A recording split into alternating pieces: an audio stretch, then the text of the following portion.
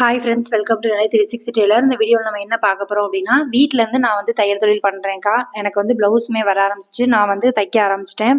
ஆனாலுமே ஒரு சில நாள் வந்து என்னால் வந்து மிஷின் கிட்ட போக முடியல. எனக்கு வந்து மனசு ஒரு மாதிரி இருக்குது, கஷ்டமாக இருக்குது, எனக்கு வந்து தைக்க தோண மாட்டேங்குது அப்படின்னு சொல்கிறவங்க இந்த வீடியோவை ஸ்கிப் பண்ணால் முழுசாக பாருங்கள். உங்கள் தொழில் வந்து டெய்லி பண்ணணும், ப்ராப்பராக நான் ஒரு 6 நாளும் நான் வேலை பார்க்கணும் அப்படின்னா, இந்தந்த விஷயத்தெல்லாம் வீட்டில் ஃபாலோ பண்ணீங்க அப்படின்னா கண்டிப்பாக உங்களால் வந்து டெய்லி உள்ள வேலையை டெய்லி முடிக்க முடியும். அது என்னலாம் அப்படிங்கிறத அந்த வீடியோவில் இருக்க போது. நீங்கள் இந்த சேனலை இப்போ தான் ஃபஸ்ட் டைம் பார்க்குறீங்க அப்படின்னா சப்ஸ்கிரைப் பண்ணிட்டு பாருங்கள். இந்த சேனலில் வர எல்லா வீடியோ உங்களுக்கு ரொம்ப யூஸ்ஃபுல்லாக இருக்கும். வாங்க வீடியோக்குள்ளே போகலாம். நீங்கள் இன்னும் மிஷினில் உட்காந்து தைக்க ஆரம்பிக்கல அப்படின்னா தச்சுக்கிட்டே வீடியோ பாருங்கள். அப்போ உங்களுக்குமே ஒரு ப்ளவுஸ் தைச்ச மாதிரி இருக்கும்.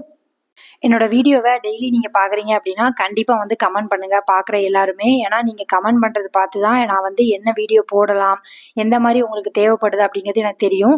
நிறைய பேர் என்கிட்ட கமெண்ட் பண்ணுறது என்ன அப்படின்னா, மோஸ்ட் ஆஃப்ல கமெண்ட்டில் பண்ணுறதுலேயே நிறைய வந்து கமெண்ட் என்னென்னா, அக்கா நீங்கள் போடுற வீடியோ வந்து எனக்கு மோட்டிவேட்டடாக இருக்குது, நீங்கள் வீடியோ போட்டதுக்கப்புறம் தான் தைக்க உட்காடுறேன், நீங்கள் போட்ட வீடியோக்கு அப்புறம் தான் நான் வந்து எனக்கும் மாதம் இவ்வளோ சம்பளம் வாங்கணும், இவ்வளோ வந்து தைக்கணும் அப்படிங்கிறது தோணுது அப்படின்னு நிறைய பேர் கமெண்ட் பண்ணுறீங்க. எல்லாருக்குமே தேங்க்யூ. ஏன்னா இந்த மாதிரி நீங்கள் கமெண்ட் பண்ணும்போது தான் எனக்குமே நெக்ஸ்ட் வீடியோ வந்து என்ன போடணுங்கிறது வந்து யோசிக்க தோணுது. இன்னொன்று என்ன அப்படின்னா, என் மூலியமா ஒருத்தராவது நீங்கள் வந்து நார்மலாக 6 நாள் நான் உழைக்கிறேன்க்கா, இவ்வளோ ரூபாய் சம்பாதிச்சேன் அப்படின்னு நீங்கள் கீழே கமெண்ட் பண்ணும்போது அதுதான் எனக்கு வந்து உண்மையான சந்தோஷம். ஒரு சிலருக்கு வந்து வீட்டில் இருக்கிறவங்களோ இல்லை வெளியில் இருக்கிறவங்களோ வந்து உன்னால் முடியும், நீ வந்து உன்னால் வந்து நிறைய சம்பாதிக்க முடியும் அப்படின்னு சொல்லதுக்கு தான் ஆள் இருக்க மாட்டாங்க. மற்றபடிக்கு அவங்களுக்கு டேலண்ட்லாம் நிறைய இருக்கும். அதை வந்து நான் சொல்கிறது மூலியமாக நீங்கள் வந்து நிறைய தைக்கிறீங்க, நிறைய சம்பாதிக்கிறீங்க அப்படின்னா கண்டிப்பாக கீழே கமெண்ட் பண்ணுங்கள். பார்க்கும்போது எனக்கு ரொம்ப ஹாப்பியாக இருக்கும்.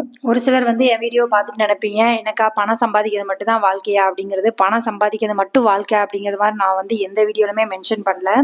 நமக்கு ஒரு தொழில் தெரியும், நம்மளால இவ்வளோ ரூபாய் சம்பாதிக்க முடியுது வீட்டில் இருந்தே அப்படின்னா அந்த தொழிலை எதுக்கு நம்ம அந்த ஸ்கில்லை எதுக்கு வேஸ்ட் பண்ணணும் அப்படிங்கிறதான் தவிர பணம் மட்டும் தான் வாழ்க்கைன்னு நான் எந்த இடத்துலையுமே சொல்ல மாட்டேன். ஏன்னா எல்லாருக்குமே பணம் தேவைப்படுது. நமக்கு ஒரு சின்ன பொருள் வாங்கணும், ஒரு பொட்டு வாங்கணும், ஒரு சீப்பு வாங்கணும்னா கூட நமக்கு காசு தேவைப்படும். நம்ம வந்து யாரையும் டிபெண்ட் பண்ணாமல் இருக்கிறோம் அப்படின்னாலே நம்ம வீட்டில் வந்து கொஞ்சம் ப்ராப்ளம்லாம் கம்மியாகும். இன்னொன்று என்ன அப்படின்னா, நம்ம ஹஸ்பண்டுக்கு ஒரு சின்ன ப்ராப்ளம், ஒரு 4 நாள் வேலைக்கு போகல அப்படின்னா கூட அந்த இடத்த நம்மளால வந்து நம்ம வீட்டை வந்து ரன் பண்ணி கொண்டு போக முடியும். அந்த லெவலுக்கு நம்ம இருக்கிறோம் அப்படின்னாலே நம்ம எதையுமே வந்து ஃபேஸ் பண்ண தயாராக இருப்போம். அதனால தான் நான் எப்போவுமே சொல்லுவேன், நிறைய வந்து டைம் வேஸ்ட் பண்ணாமல் கிடைக்கும்போது பயன்படுத்தி நீங்கள் தச்சு சம்பாதிச்சு வச்சுக்கோங்க அப்படிங்கிறது.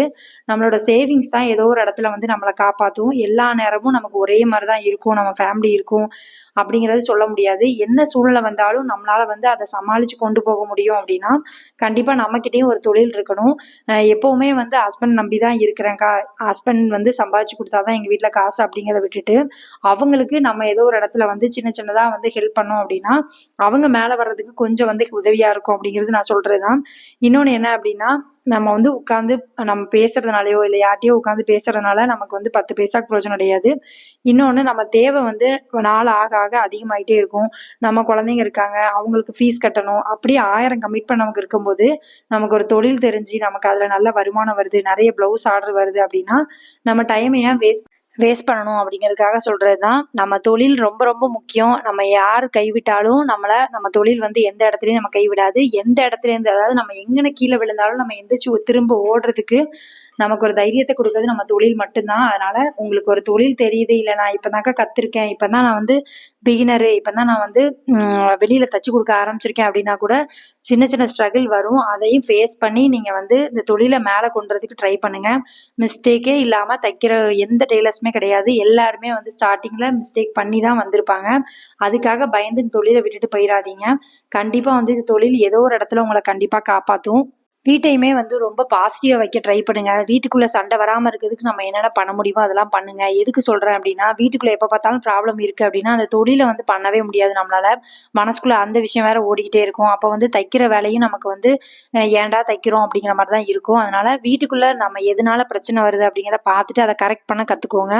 நான் என்ன சொல்கிறேன் அப்படின்னா, சில இடத்துல பேசினா நமக்கு பிரச்சனை ஆகுது அப்படின்னா அந்த பேசுகிறதே நிப்பாட்டிட்டு நம்ம வேலையை பார்க்க ஆரம்பிச்சிட்டோம் அப்படின்னா கொஞ்சம் பிரச்சனை வந்து கம்மியாகும். அதை தான் நான் சொல்கிறது. இன்னொன்று என்ன அப்படின்னா, வீட்டில் வந்து சப்போர்ட் பண்ண மாட்டேங்காங்கக்கா, வீட்டில் வந்து நான் வந்து தைக்கிறேன், எனக்காக ஹெல்ப் பண்ண மாட்டேங்காங்க அப்படின்னு யோசிக்கிறத விட்டுட்டு நம்ம ஒரு தொழிலை வந்து ஸ்டார்ட் பண்ணியிருக்கோம், நம்ம மேலே நம்பிக்கை வரணும் அப்படின்னா நம்ம அந்த தொழில் ஏதோ ஒண்ணு சாதிச்சாதான் நம்மளால வந்து அவங்க வந்து நம்மள வந்து ஆமா இவ்வளவு சம்பாதிக்கிறா அப்படிங்கிற எண்ணம் வந்து வரும். எல்லாருமே வந்து சப்போர்ட் பண்ணுவாங்களான்னு கேட்டா கிடையாது.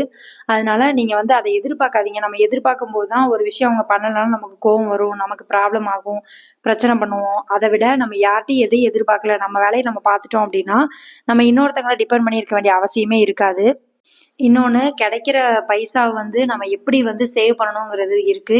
நான் வந்து சம்பாதிக்கிறேன், நான் என்ன வேணாலும் செலவு பண்ணலாம் அப்படின்னு இல்லாம, மேக்ஸிமம் அமௌண்ட் வந்து நீங்க சேவ் பண்றதுக்கு ட்ரை பண்ணுங்க. சின்ன சின்ன விஷயம் வந்து உங்களுக்கு இப்போதைக்கு நான் சொல்றது என்ன அப்படின்னா, ஒரு சீட்டு போடுறதெல்லாம் தாண்டி எனக்கு வந்து ஒரு 1 கிராம் தங்க காயின் வாங்கி வைக்கிறது, இந்த மாரி விஷயத்துல வந்து எனக்கு ஒரு நம்பிக்கை இருக்கும். ஏன்னா காயின் என் கையில தான் இருக்கும். என்னைக்கு அது வந்து இன்னொரு 5 வருஷம் கழிச்சுனாலும் அந்த அந்த ரேட் வந்து கூட தான் போகுது. நமக்கு வந்து அதோட அமௌண்ட் வந்து ஒரு ரூ. 500 கூட தான் போகுது அப்படிங்கிற மாதிரி நான் யோசிப்பேன். நான் அதனால கொஞ்சம் அமௌண்ட் வந்து சேர்த்து வைக்கிறேன் அப்படின்னா அந்த அமௌண்ட்டுக்கு நான் காயினா வாங்கி வச்சுக்கலாம். நமக்கு எப்போ தேவையோ அப்போ வந்து நம்ம நகை எடுத்துக்கலாம் அப்படிங்கிற மாதிரி யோசிப்பேன். எப்பவுமே வந்து தங்கத்துல இன்வெஸ்ட் பண்ணுங்க, ஒன்றும் தப்பு கிடையாது. ஏன்னா அது வந்து நம்ம இப்போ மாசம் மாசம் ஒரு 1000 ரூபாய் எடுத்து வச்சுட்டே வர்றோம். அந்த ஒரு வருஷத்துல ஒரு 12,000 வச்சிருக்கோம் அப்படின்னா அதுக்கு எவ்வளவு கிராம் எடுக்க முடியுமோ அதை எடுங்க. மேக்சிமம் கடன் இல்லாம வாழ்ற வாழ்க்கையை வந்து ட்ரை பண்ணுங்க. ஏன்னா கடன் வாங்க ஆரம்பிச்சிட்டோம் அப்படின்னா வட்டி கட்டி நம்மளால வந்து வெளியில வரவே முடியாது. அதனால மேக்சிமம் நம்மளால முடிஞ்ச அளவுக்கு இல்லக்கா எமர்ஜென்சில நான் வாங்கிட்டேன்க்கா அப்படின்னா கூட அதை அடைக்கிறதுக்கு நம்ம என்னென்ன பண்ண முடியும் அப்படிங்கிறத பாருங்க. என்னைக்குமே வந்து நகை வந்து நமக்கு ஒரு பெரிய லெவல்ல வந்து கை கொடுக்கும். ஏதோ ஒரு இடத்துல நமக்கு ஒரு பணம் தேவை, நமக்கு ஒரு எமர்ஜென்சி சூழ்நிலை அப்படின்னா நம்ம அந்த நகையை வச்சு கூட கண்டிப்பா நம்மளால வந்து பணம் வாங்கி அந்த ப்ராப்ளத்தை சால்வ் பண்ணிட்டு திரும்ப கூட நம்ம வந்து திருப்பிக்கலாம். அது பிரச்சனை கிடையாது. இன்னொருத்தங்க கிட்ட நம்ம வாங்குற பணத்துக்கு நம்ம வந்து பதில் சொல்லணும். வாசல்ல வந்து ஒரு வாரம் நம்ம ஒரு மாசம் கரெக்டா கட்டல அப்படின்னா அவங்க திட்டுவாங்க. இந்த மாதிரி சூழ்நிலைலாம் இருக்கு. அதனால உங்க கையில இருக்க காசை வந்து பத்திரப்படுத்திக்கோங்க. ஏன்னா இப்ப இருக்க சூழ்நிலை வந்து வருமானத்துக்கு மிஞ்சி செலவு தான் அதிகமாகுது. அதனால மேக்ஸிமம் உங்களால எந்த அளவுக்கு வந்து எதெல்லாம் வந்து கம்மி பண்ணிக்க முடியும், எதை வந்து சேவிங்ஸ் பண்ண முடியும், எது நமக்கு தேவை, எது தேவையில்லை, நம்ம குழந்தைங்களுக்குமே அதை வந்து கற்றுக் கொடுக்கணும்.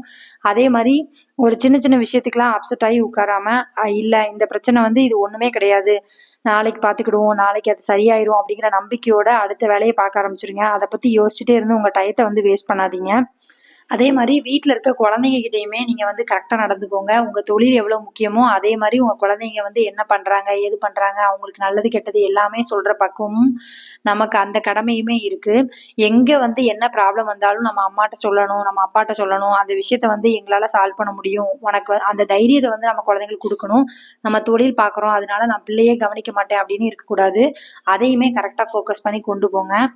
இன்னைக்கு வந்து நான் ஒரு 4 ப்ளவுஸ் தைக்கிற மாதிரி பிளான் பண்ணியிருக்கேன். நேத்துமே கொஞ்சம் வந்து எனக்கு பேக் பெயின் கொஞ்சம் அதிகமா இருந்ததுனால என்னால தைக்க முடியல. 3 ப்ளவுஸோட நான் நின்னுட்டேன். அதுக்கப்புறம் என்னால தைக்க முடியல அப்படின்ட்டு வெட்டி மட்டும் வச்சுட்டேன். இன்னைக்கு வந்து பார்த்துட்டு தச்சுக்கலாம் அப்படிங்கிற மாதிரி. அதனால கொஞ்சம் வந்து பேக் பெயின் வருது ஸ்டார்டிங் ஸ்டேஜ்ல. கை கால்லாம் வலிக்குக்கா, பெடல் மிதிச்சு மிதிச்சு எனக்கு கால்லாம் வலிக்குது அப்படின்னு சொல்றவங்க கொஞ்சம் வந்து உங்க உடம்பையுமே பார்த்துக்கோங்க. நானுமே வந்து அப்பப்போ ரெஸ்ட் கொடுக்குற நேரம் கொடுத்துட்டு தான் இருக்கேன். ஒன்றும் பிரச்சனை இல்லை. ரொம்ப நமக்கு ஹெவியா தைக்கிறோமான்னு கேட்டால் அதுவும் கிடையாது. ஒரு 4 ப்ளவுஸ் 3 ப்ளவுஸ் அந்த மாதிரி தான் பிளான் பண்ணியிருக்கேன். கொஞ்சம் வந்து உடம்பு சரியானோன்னா கொஞ்சம் வந்து நிறைய தைக்கணும் அப்படிங்கிற மாதிரி பிளான் பண்ணியிருக்கேன். ப்ளவுஸுமே எனக்கு வந்து டெய்லி வர்றதுக்கு ரீசன் என்ன அப்படின்னா நான் கஸ்டமருக்கு கேட்ட டயத்தில் வந்து கொடுத்துருவேன். அது ஒன்று தான் என்னை பொறுத்த வரைக்கும் நான் நம்புறது அதுதான்.